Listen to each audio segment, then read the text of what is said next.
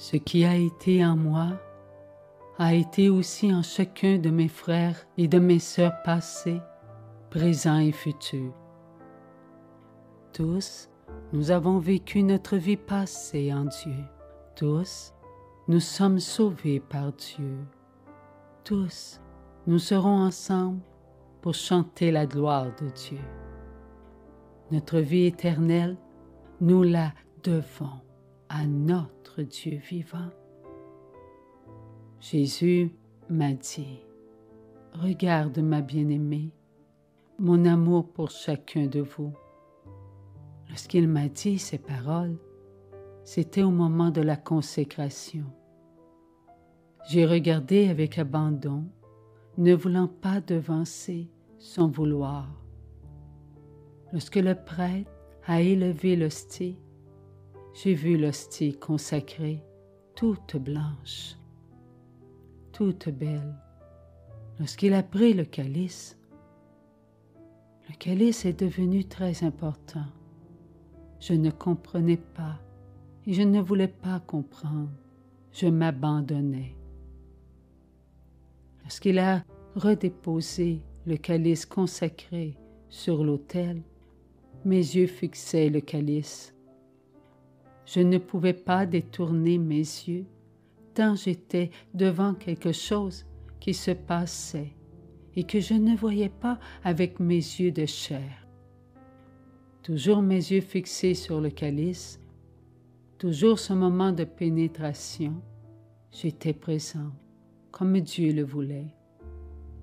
Soudain, le calice consacré a commencé à se transformer sous forme de main. Ce n'était plus le calice fait de métal, le calice était les mains de Jésus. Et il m'a dit, « J'ai accueilli en moi votre vie. Tout ce qui était impur, je l'ai pris en moi et je l'ai rendu pur. » Je comprenais que tout ce qui était de nous coulait dans le calice et que Jésus était présent sur l'autel. Ses mains accueillaient tout ce qui glissait de nous et qui tombait dans le calice sous forme de ses mains.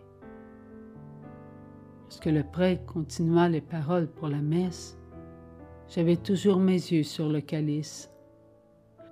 Ce que je venais de vivre avait pénétré en moi. Il ne sortait pas de moi. Lorsque ce fut le moment de la communion, je me suis retirée, à genoux dans la cuisine.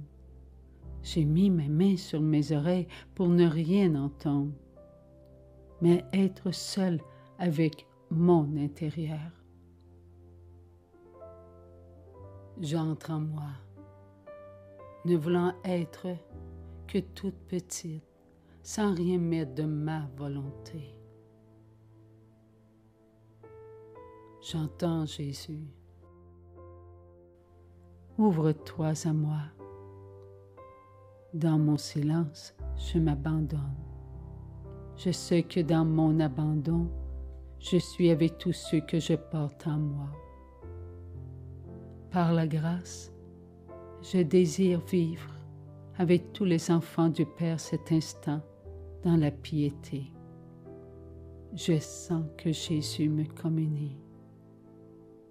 Je le prends. Il coule en moi. Cet instant, je le savoure. Nous sommes à lui, il est en nous. Et Jésus prononce ces mots. Mes enfants, je vous ai tous pris en moi et j'ai accueilli en moi tout de vous, toute votre souffrance. Le calice, mes enfants, il est rempli de vous-même et de mon sang que j'ai laissé couler et qui a couvert toutes vos impuretés. Tout ce que vous avez fait et qui a offensé mon Père, je l'ai purifié avec mon sang. Par amour pour vous, j'ai pris tout ce qui était de vous par amour pour mon Père, j'ai été ce que vous étiez. Je suis le calice de l'amour, de l'éternité, calice vivant qui contient tous vos actes de vie, purifiés par mon sang. Le calice que le prêtre vous présente lorsqu'il est consacré contient tous vos péchés purifiés qui ont été inondés d'amour par mon sang. Je vous ai rendus purs, mes enfants. Au moment de la consécration, réalisez que vous êtes purs. Adorez mon calice qui est mes mains qui contiennent vos péchés purifiés, submergés de mon sang. Seul mon sang déversé pour vous pouvait redonner à mon Père ce qu'il vous avait donné, son amour inconditionnel. Buvez, mes enfants, oui, buvez mon sang. Je vous le donne moi-même. Je vous le présente. Mon sang est dans mes mains. Je suis le calice vivant. Je vous donne ma vie. Je vous donne mon amour. Je suis demeuré dans mon silence. Le silence que je pénètre est fait de la volonté de Dieu, pour ce que Dieu veut que je vive. Et là, Jésus a dit, ce que je vous fais vivre, c'est ma victoire sur le mal. L'amour, mes enfants, a vaincu l'ennemi de l'amour. Moi, en mon Père, avec le Saint-Esprit, sommes la puissance, et tous ceux qui vivent en nous sont dans cette puissance. Ce temps où ce virus vous empêche de me recevoir sur votre paterne ne peut me séparer de vous, et vous de vos frères et de vos sœurs.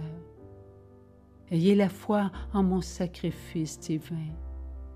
Je vous ai gagné votre place dans le royaume de mon Père, et sur la terre, votre place est auprès de mon Père qui est en vous, car là où je suis, mon Père est en moi et moi je suis en vous. Ma présence en votre intérieur est plus que tout ce que vous pouvez imaginer. Mes enfants, il vient le jour où la connaissance du mal n'aura plus sa place en vous. Cette connaissance est alimentée par l'esprit de ce monde. Il est primordial que vous entriez dans la connaissance du bien, afin de déloger cette connaissance qui n'est pas de mon Père. Mon sang déversé sur tous vos péchés a rendu pur ce qui était impur. Pénétrez mon sacrifice d'amour. Rendez-vous digne de la volonté de mon Père. Oui, mes enfants, la miséricorde de mon Père, vivez-la à chaque communion sacramentelle et spirituelle. Il est important de comprendre avec votre paix que ce que vous vivez, c'est pour la gloire de Dieu. Soyez forts, courageux et doux de cœur, malgré tout ce qui vous est demandé pour vous protéger et protéger votre cher prochain. Comprenez que ce virus n'est pas de Dieu. Dieu ne prive pas ses enfants de sa présence sacramentelle, et ni de la présence de vos frères et de vos sœurs qui, eux, aiment votre présence. À moi, votre Dieu, de changer ce qui est demandant pour vous en ce qui est offrant pour la gloire de Dieu. Je suis, vous donne ces mots qui sont des lumières en ce temps de privation. Aimez, mes enfants, ce temps de lecture et d'écoute que le ciel vous donne. Cela est bon pour vous et pour ceux que vous portez en vous.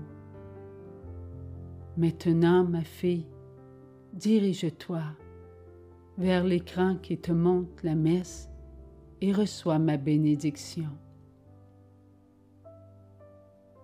J'ai entendu le prêtre qui se préparait à bénir. Je me suis vite dirigée vers le salon et devant l'écran, je me suis mise à genoux. Et j'ai regardé le prêtre qui est le représentant de Jésus, son représentant. Et je me suis donné par amour, car ce signe que je fais sur moi, le signe de la croix, ne m'appartient pas. Il appartient à celui qui est mort sur la croix, par amour pour son Père, par amour pour ce qu'il est, le Fils du Père, et par amour pour le Saint-Esprit, qui est l'amour du Père et du Fils. Ces mots que je prononce n'appartiennent qu'à Dieu, et c'est Dieu qui nous les donne pour que nous puissions nourrir tous nos frères et nos sœurs, passés, présents et futurs, avec l'amour de Dieu. Un amour parfait, éternel, un amour qui contient tous nos oui à l'amour. C'est en chacun de nous que l'amour agit. L'amour nous fait vivre en l'amour du Père, qui nous a créés à son image. L'amour nous fait entrer en l'amour du Fils, qui nous a redonné la vie éternelle. L'amour nous ouvre à la présence du Saint-Esprit, qui nous ouvre à nous-mêmes. Qui sommes-nous? Qui est notre prochain? Pour répondre à ces deux questions, il faut nous reconnaître être aimés par le Père, être sauvés par le Fils du Père et instruits par le Saint-Esprit. Qu'un d'entre nous doute qu'un tel ne mérite pas d'être aimé, qu'un d'entre nous doute qu'un tel n'a pas mérité d'être sauvé, qu'un d'entre nous doute qu'un tel n'est pas sous la puissance du Saint-Esprit, nous n'avons pas compris que le qu'un d'entre nous est nous-mêmes. Nous devons laisser passer Dieu avant nous pour pouvoir pénétrer ses paroles. Seul Dieu peut enlever le doute qui s'est installé en nous. Et c'est en se servant de nous que Dieu veut le faire. Pourquoi?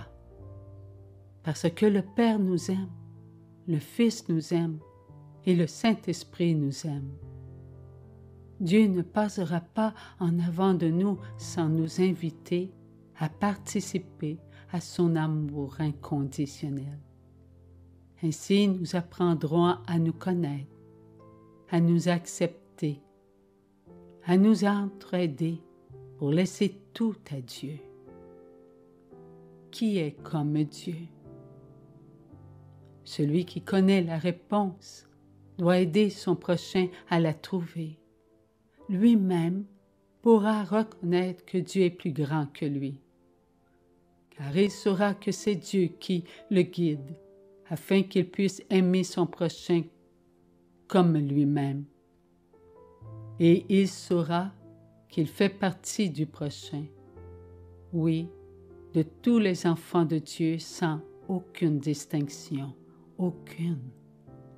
Comprenons qu'en ces temps, Dieu nous donne des réponses à nos doutes.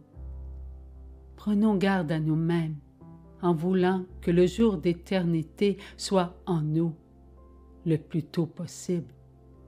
Notre empressement ne nourrira que notre empressement et de ce fait nourrira tous nos frères et nos sœurs.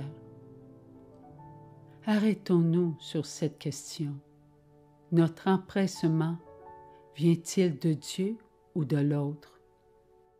Qui veut comprendre, qu'il comprenne. La Sainte Vierge Marie a dit à maintes reprises: « Mes enfants, priez pour la conversion des pécheurs. Dieu vous écoute. » Empressons-nous de prier avec le cœur pour les pécheurs. Et la place de notre cœur est en le Sacré-Cœur de Jésus, et en le cœur de Marie. Merci, mon Dieu d'amour.